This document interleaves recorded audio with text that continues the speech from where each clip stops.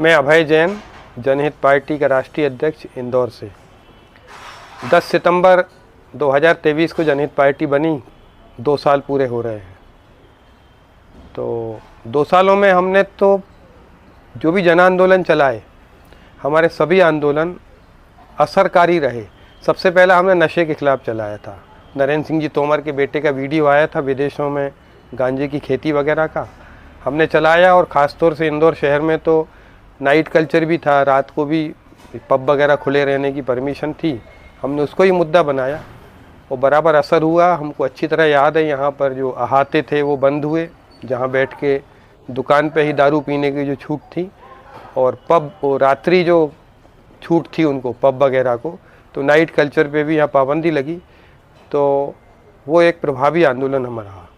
फिर हमने शिक्षा पर चलाया कि शिक्षा का व्यापार कोचिंगों में जो होता है या स्कूलों में मनमानी फीस, पुस्तकों में जो लूट होती है, उस पर भी कई जिलों में और सरकार ने, कलेक्टरों ने आदेश जारी किए किताबों के खरीदने को लेकर भी, गणवेश को लेकर भी। और उसको लेकर कम से कम एक प्रशासन में एक प्रक्रिया तो शुरू हुई है। तो हम चाहेंगे कि वो आगे चल के तो पूरी तौर से बंद हो शिक्षा का व्यापार। तो वो एक आंदोलन, दूसरा आंदोलन था। तीसरा हमने चलाया फिर आष्टा के गैल प्लांट का, किसानों की उपजाऊ ज़मीन को जहरीले प्लांट से बचाने के लिए। वो प्लांट अब आउट हो गया है, चर्चा से ही बाहर हो गया है, पूर्णतः सफल रहा। और फिर अभी तो उज्जैन का भी सिंहस्थ की जो ज़मीन है 17 गांव जो उसमें ले रही है सरकार, लैंड पूलिंग एक्ट, उसके खिलाफ भी कोई सड़क पे नहीं आया था। किसानों में बेचैनी थी।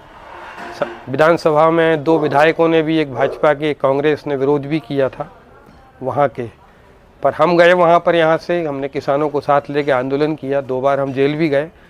और उससे ये हुआ कि किसान अब खुद होके लगातार, तब से अप्रैल से लेके अब तक, हम तो वहाँ 15 दिन ही थे, हम लोग 2 बार जेल भी गए, पर तब से लेके अब तक 4 महीने हो गए, लगातार वहाँ विरोध और आंदोलन जारी है। और भारतीय किसान संघ जो पहले हिचक रहा था, चूँकि वो संघ परिवार का हिस्सा है, पर अब वो भी खुले रूप से इसके विरोध में आ गया है।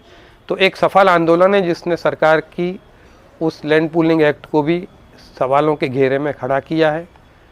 हमने तो नर्सिंग घोटाला जो था ग्वालियर में, उसको भी उठाया और वो सारे के सारे कॉलेज अब बंद हुए, उन पर कार्रवाई हुई।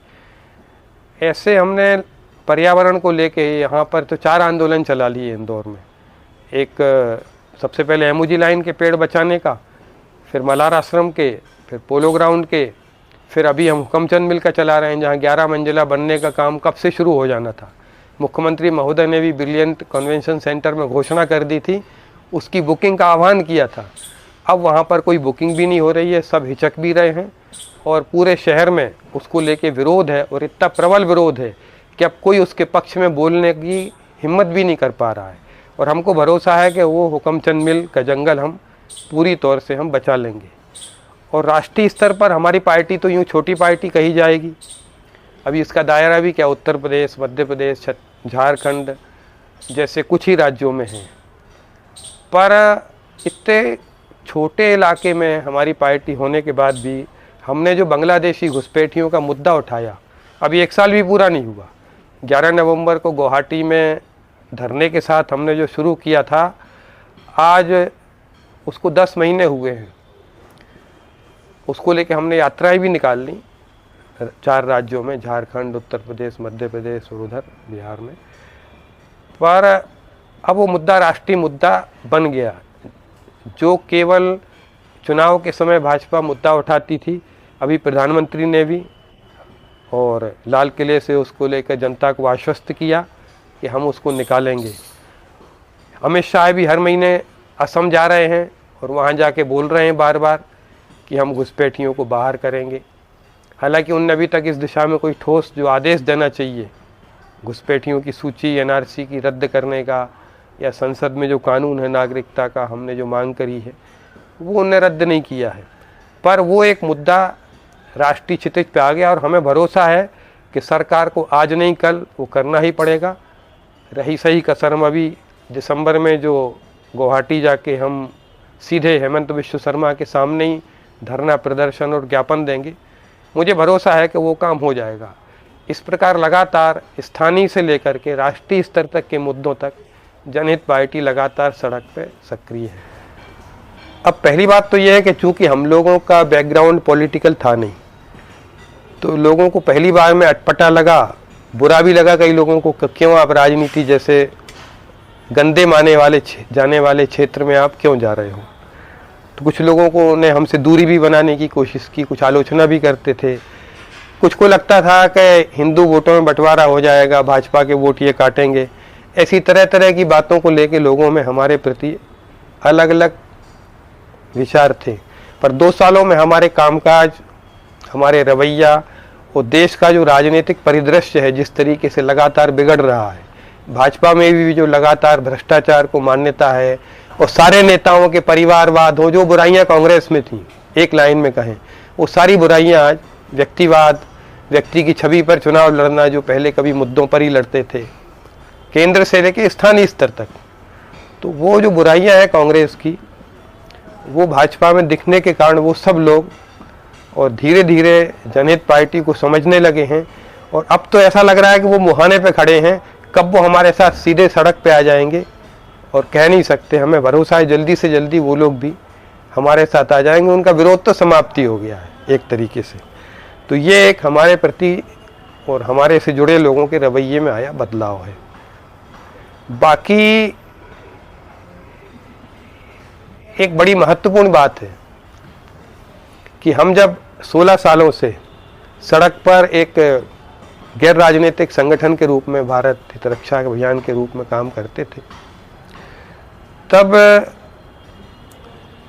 हमारे प्रति और हमारे काम का जो असर था, हम सरकार से जुड़े हुए मसलों पर ही काम किया हमने। तो चाहे व्यापम का घोटाला हो, चाहे ब्रू जनजाति का राष्ट्रीय स्तर के पे मतलब पुनर्वास हो, चाहे पॉलीथीन को हटाने का हो, तो सरकार, लोग तारीफ तो करते थे हमारी,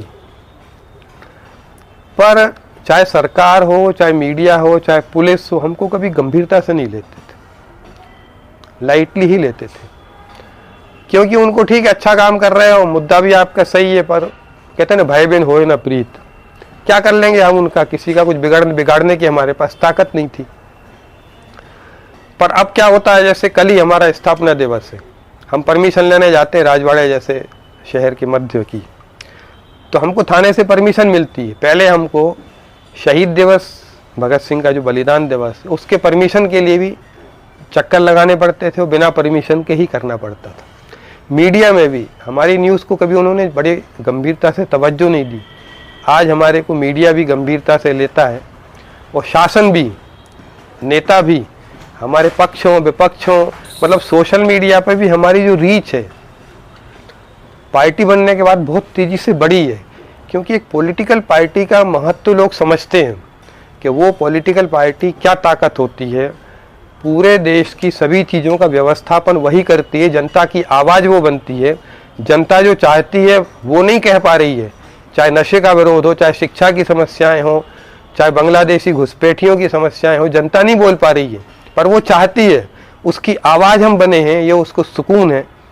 इसलिए हमारे लिए वो अब ज़्यादा गंभीरता से लोग लेने लगे हैं। हमारी पार्टी की जो सीधी सादी मतलब बेसिक जो चीज़ है जिसके लिए हमने पार्टी बनाई थी, वो है कि हम तो चाहेंगे कि राजनीति के और चुनाव के पैटर्न में बदलाव आ जाए। जो पैसे पर आधारित है पूरा का पूरा तंत्र राजनीति का, वो जब बदलेगा तभी जनता को इस भ्रष्ट और निकम्मे शासन तंत्र से मुक्ति मिलेगी। हर दफ्तर में, मोहल्ले का छोटा सा नगर पालिका का जोनल ऑफिस हो या थाना हो से लेकर के और दिल्ली तक के काम हो, स्कूल हो, अस्पताल हो, सरकार है मतलब चक्कर लगाना ही है आदमी को, ठोकर खाना ही है वहाँ पर, याचना करना ही है उसको, दुत्कारा जाना ही है आम आदमी को वहाँ पर। चाहे किसान मंडी में जाए, कहीं भी जाए, परेशान होना है। वो इसलिए है क्योंकि पूरी राजनीति पैसे पर है। जो पैसे वाले होते हैं उनके काम होना है, नेता लोग उसी की सुनेंगे। अफसर लोगों की सब सेटिंग रहती है पैसों से, थाने से लेके सभी की, अस्पताल तक की। तो उनको कोई जनता की चिंता नहीं है। जिसने नियुक्त कराया है जिस नेता ने, उसी की चिंता उनको करना है। बदले में उसको पैसे देना है। सबके रेट बंधे हुए हैं, चाहे शराब का ठेके वाला हो, चाहे सट्टे वाला हो, और चाहे कोई ठेकेदार हो, सबके कमीशन है। तो ऐसे में जनता तो प्राथमिकता पे रहना ही नहीं है।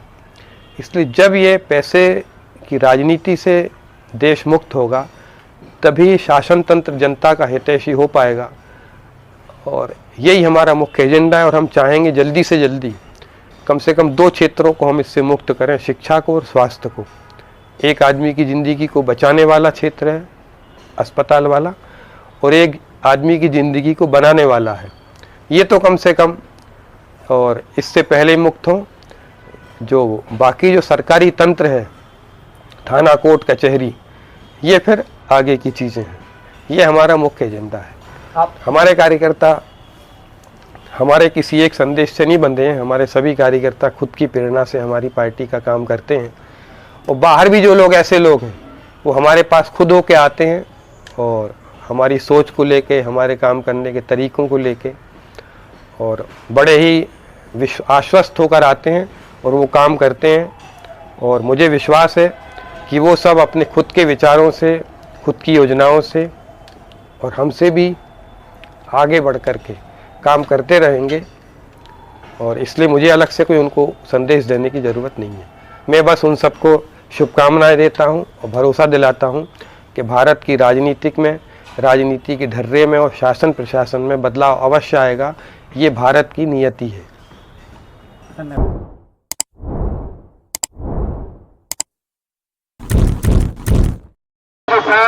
इंदौर नहीं टपने देंगे, पेड़ नहीं कटने देंगे। इंदौर की सांसों का सहारा हुक्मचंद मिल का हरा भरा जंगल कटने से बचाने के लिए एक आवाज तो उठाएं। नेता हो, अफसर हो, बच्चे हो, बूढ़े हो, सांसें तो सबकी पेड़ों से ही जुड़ी है। पेड़ रहेंगे तो सांसें रहेंगी। आज हमको पानी खरीद करके पीना पड़ता है, क्या आगे हमारे बच्चों को सांसें भी खरीदना पड़ेंगी? ऑक्सीजन का सिलेंडर क्या लोग गले में टांग करके चलेंगे? क्यों ऐसी हालात पैदा कर रहे हो? दम घुटेगा लोगों को। 34 लाख जनता वैसे ही परेशान है। हमारे इंदौर में इस साल बसंत ऋतु आई नहीं, ठंड के बाद सीधे गर्मी आ गई, और अभी तो सावन पूरा रूठा चला गया था। चलो भादों ने हमको बचा लिया। आइए अपने इंदौर की हरियाली की रक्षा करें। तपते इंदौर को राहत देने के लिए पेड़ ही सहारा है। कभी हमारे इंदौर में 1/3 हिस्सा हरियाली से भरा था, आज मुश्किल से 9% बचा है। क्या हो गया इंदौर को? ये कैसा विकास है? गर्मी में हम तपती गर्मी से परेशान हो जाते हैं, ठंड में हम कोहरे में सांस लेना मुश्किल हो जाती है, बरसात में गलियां चौक हो जाती हैं, सड़कों पर वाहन चलना मुश्किल है। पेड़ों की इस साल तो कार भी पलट गई इंदौर। कैसे जिएंगे लोग? ठंड, गर्मी, बरसात, तीनों मौसम मुश्किल में